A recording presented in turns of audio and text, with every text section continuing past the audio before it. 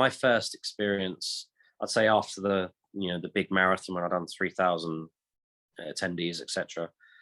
It was actually when I started in doing work with an investment bank. There wasn't too much public speaking going on, and I was asked, "Oh, would you like to deliver a message to?" How do I describe this without sounding terrible? Very career orientated women that were hyper competitive with their career and wanted to succeed. I was the keynote speaker to deliver on stress management to said women, 150 of them. I was the only man in the room, and I had to talk to them about stress management as women.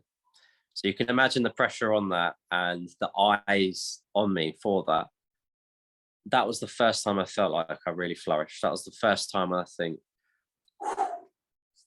nailed it, honestly. And that's where I really got the rocket to fire up and keep this going and make it a career, is that if I can handle that, yeah, I can handle most things. So that was the first moment when I was like, yeah, this is for me. And hopefully I could help some people in the long run. Is there any difference for men and women, how they manage their stress? I think what's important to bear in mind is with this as well, I don't want to go too much detail because there's so much difference between men and women. But what to bear in mind is women, obviously, I think most people will know, go through a monthly cycle. It's important to see that men go through a daily cycle. So we have our morning, which I've discussed many times. I don't need to keep action in it.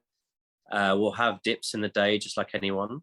But then I think it's better to concentrate on the similarities, which comes from your cortisol circadian rhythm.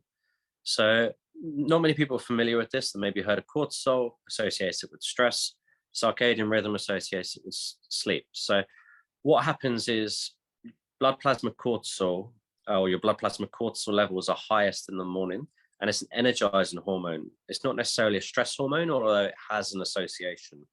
So with that cortisol increase in the morning, as it's an energizing hormone, it'll pick up your heart rate and blood pressure early on.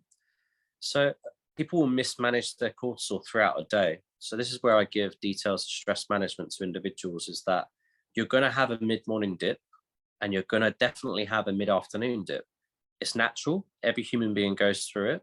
It's important to do the right things around these times. So when you get up in the morning, let's say 6 a.m., average worker, at maybe 8 a.m., 7:30, your cortisol will actually be at its highest point, and then it starts to come down through the mid-morning. So a lot of people in the Western world, certainly. Why does it come down? Is there a reason how it dips? It's a natural process. So okay.